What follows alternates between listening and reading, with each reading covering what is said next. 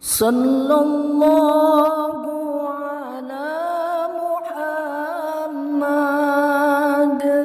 sallallahu alaihi wasallam sallallahu ala Muhammad sallallahu alaihi wasallam. Bismillahirrahmanirrahim. Assalamualaikum warahmatullahi wabarakatuh. Alhamdulillahi rabbil alamin. Asyhadu an la ilaha illallah wahdahu la syarikalah wa asyhadu anna Muhammadan abduhu wa rasuluh. Allahumma shalli ala sayyidina Muhammad wa ala ali sayyidina Muhammad. Subhanaka la ilma lana illa ma 'allamtana innaka antal alimul hakim. Rabbana iftah bainana wa baina qaumina bil haqqi wa anta khairul fatihin.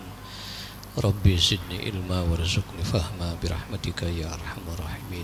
Sallallahu alaihi Muhammad wa ali Muhammadin walhamdulillahi rabbil alamin. Hadirin bapak-bapak, ibu-ibu, kaum muslimin wal muslimat, jamaah Masjid Baitur Ridwan, kaum muslimin wal muslimat di mana saja berada yang dimuliakan Allah Subhanahu wa taala. Di dalam agama Islam, kalau kita membuka literatur berkaitan dengan kepemimpinan, kita akan menemukan satu kata yang sangat populer, yaitu kata al-imam dan al-ummah. Al-ummah diartikan sebagai umat atau masyarakat. Al-imam adalah seorang pemimpin, terambil dari kata amma ya ummu, ya, sesuatu yang dituju. Maknanya sangat dalam bahwa seorang imam itu dia punya fokus, punya perhatian besar, memperhatikan menuju rakyatnya, menuju masyarakatnya. Demikian juga seorang atau sekelompok, sekumpulan masyarakat, umat, itu juga seringkali pandangannya ditujukan kepada sang pemimpin, kepada yang memimpinnya. Maka antara al-imam dengan al-ummah, masyarakat yang dipimpin dengan yang memimpin sang imam, itu punya keterkaitan dan hubungan yang erat satu sama lain. Kalau kita merujuk kepada Quran surat Yusuf ayat ke-54 dan 56 misalkan, 54 dan 55, kita akan menemukan paling tidak kriteria seorang pemimpin yang layak, yang pantas untuk dipercaya, untuk dipilih. Atau kalau kita buka juga Quran surat Al-Qasas ayat ke-26, kita pun akan menemukan petunjuk Allah menyangkut siapa yang pantas untuk diambil sebagai seorang pemimpin. Untuk itulah kemudian para ulama juga setelah memperhatikan berbagai kepemimpinan Rasulullah SAW, berbagai kriteria kepemimpinan yang ada pada diri Rasul, dan juga pada tuntunan Al-Quran, paling tidak yang pertama, kalau kita merujuk pada Quran surat Al-Qasas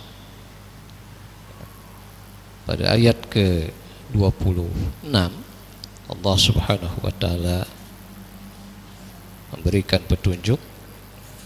Bismillahirrahmanirrahim.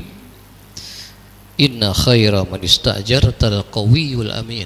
Sesungguhnya sebaik-baik orang yang engkau percaya untuk engkau jadikan dia bekerja yang diberi upah, pemimpin yang memimpinmu, al-qawiyul amin, adalah orang yang kuat lagi dipercaya. Jadi bagian terpenting dari kriteria kepemimpinan yang harus dipenuhi oleh seorang pemimpin itu adalah yang pertama al-amin. Ya. Carilah pemimpin yang al-amin, yang dipercaya, yang amanah, yang mampu menunaikan hak-hak dan kewajiban kepada rakyatnya. Sehingga kalau kita melihat sejarah pun Rasul adalah seorang al-amin, seorang yang sangat dipercaya, yang sanggup memikul amanah yang diembannya. Kemudian yang kedua, al-qawiyu. Pemimpin itu juga adalah yang punya karakter kuat, baik secara fisik maupun secara spiritual, yang kuat kepribadiannya, yang kuat leadershipnya. Karena pemimpin yang lemah itu membahayakan kepada masyarakat, kepada umat. Sebaliknya pemimpin yang kuat itu mampu menyatukan seluruh komponen masyarakat, mampu menyatukan umat, dan mampu mengarahkan umat kepada satu tujuan yang sama antara rakyat, masyarakat dengan pemimpinnya. Ini yang disifati sebagai al-qawiyu, pemimpin yang punya kekuatan karakter, pemimpin yang punya kekuatan leadership, pemimpin yang mampu menyatukan segala macam keinginan dan kepentingan rakyatnya untuk dia pimpin. Karena itulah pemimpin punya sifat al-qawi, punya sifat yang kuat, ya, jangan lemah, baik secara fisik kekuatannya maupun juga kekuatan secara spiritual dan ilmu pengetahuan. Maka syarat yang ketiga atau kriteria ketiga, carilah juga pemimpin yang al-alim. Dalam Al-Quran surat Yusuf disebutkan inni hafizun alim, orang yang punya pengetahuan, orang yang punya kompetensi, kecakapan. Maka jangan memilih pemimpin yang dia coba-coba, jangan memilih pemimpin yang belum teruji. Jadi pilihlah pemimpin yang punya pengetahuan, punya kompetensi. Karena yang diurus ini bukan satu keluarga, tapi yang diurus ini adalah satu ummah, satu masyarakat banyak. Yang keempat, inni hafizun alim. Hafiz, seorang pemimpin juga adalah harus memiliki hafiz, mampu menjaga kepercayaan, mampu memelihara dirinya maupun memelihara kepercayaan terhadap jabatannya. Yang kelima, pemimpin juga berdasarkan Quran Yusuf, surat Yusuf ayat ke-54 ini, itu ada ini ladai makinun amin. Makin, seseorang yang punya kedudukan tinggi, seseorang yang punya keturunan yang baik, seseorang yang punya pengetahuan yang cukup. Makin juga berarti seseorang yang kuat dan teguh pendiriannya. Makin juga seseorang yang punya kredibilitas. Nah, ini sosok pemimpin ini yang menurut Al-Quran yang hendaknya dicari oleh umat, oleh masyarakat manakala mereka ingin mencari pemimpin di tengah umat, di tengah masyarakat.